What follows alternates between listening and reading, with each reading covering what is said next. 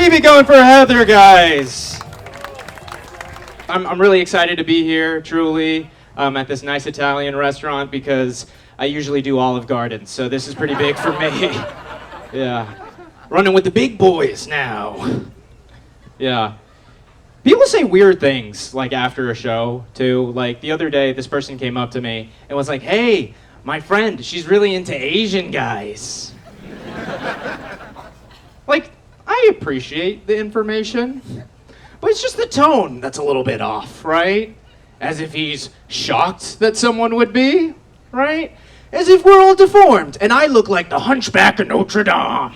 And he's doing me a favor, like, hey, Quasi, someone has to see you. Huh? But I get it, you know, and I know where it's coming from. If you're not into Asian guys, that's totally fine. I hate you, but it's totally fine. But it's just the reasoning that I hear that's sometimes a little wild. Like, some Asian women will say, I don't like to date Asian men because they remind me of my brother. It's kind of weird, right? You can't make a blanket statement like that.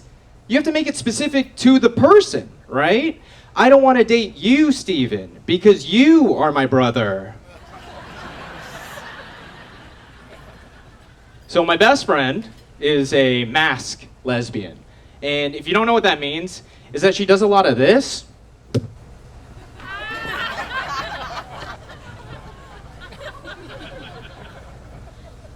Yeah, just like picture me, but a little bit smaller, a little more Silver Lake, and a little more fuckboy. Like, it's a hot, sunny day, and she's wearing a fisherman's beanie. She's got, like, a thick Subaru, I guess, and she's got one of those carabiner keychains off the belt loop so you can hear where she is at all times.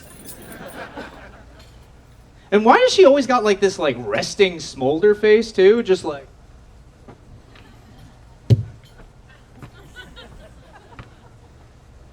She is a powerful combo, though, because she's got the charm of a Labrador, but then the emotional intelligence of a woman. Guys, that's a good thing, okay? Women are emotionally intelligent. I don't know what we're oohing and ahhing about. Men, dumb, women, smart. That's a positive thing, all around. You guys, you know that stereotype about Asian parents, how they don't say I love you enough to their kids? Have we heard this? Yeah? See, that stereotype is not wrong. But it's not that they don't love their kids. It's just that they don't like... I'm gonna wait for this helicopter to go, because it's a really good joke, guys. Really good joke. No, it's not that they don't love their kids, right? It's just that they don't like saying things you should already know. Right? Like, my parents explained it to me once. And they were like, Steven, we give you food, a place to sleep. Would we do that if we didn't love you? And that's gotta be the most Asian thing, right? To put it back on me. Like an SAT question. I guess I'm gonna go with C, true but needs more support. And early on, parents, they really need to like build their kid's self-esteem, right? Until the kid learns to build their own. Otherwise, they could turn to drugs, alcohol, or comedy.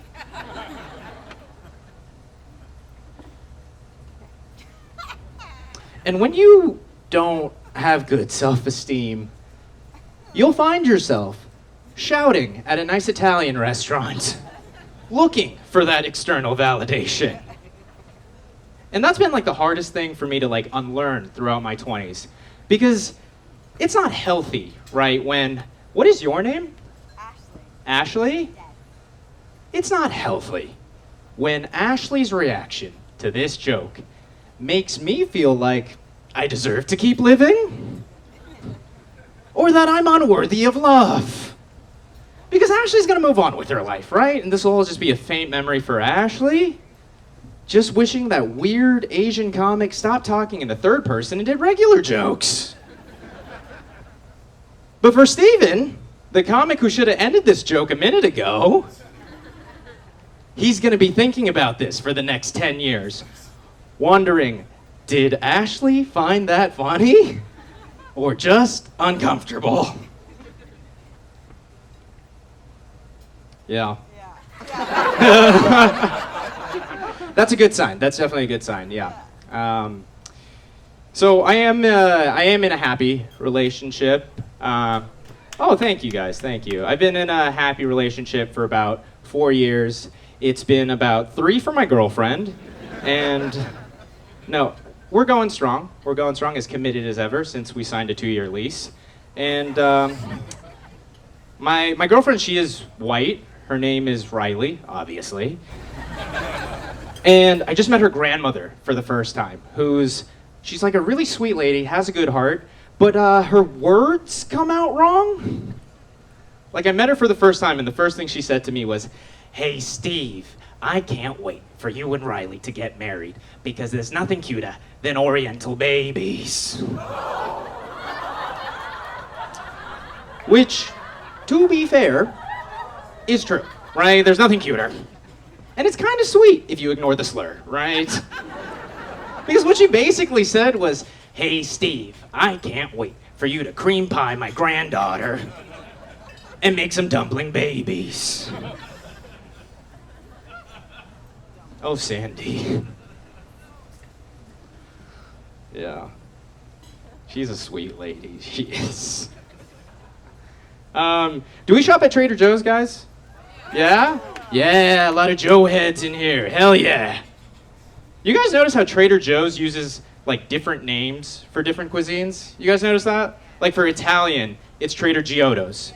For Mexican, it's Trader Jose's. For Chinese, it's Trader Ming's. Just feels like their marketing team had, like, the laziest meeting, right? It's just like, oh, okay, Chinese, so Trader Ching's, 2 on the nose. Ming's? But he doesn't sound like Joe. Well, we can't spend all day on it. It's not like there's 50,000 characters in their alphabet. Oh, I know. What about Oriental Joe's? I'd love me some Oriental Joe's cream pie dumplings. All right, thank you guys so much. Keep it going for your host, guys.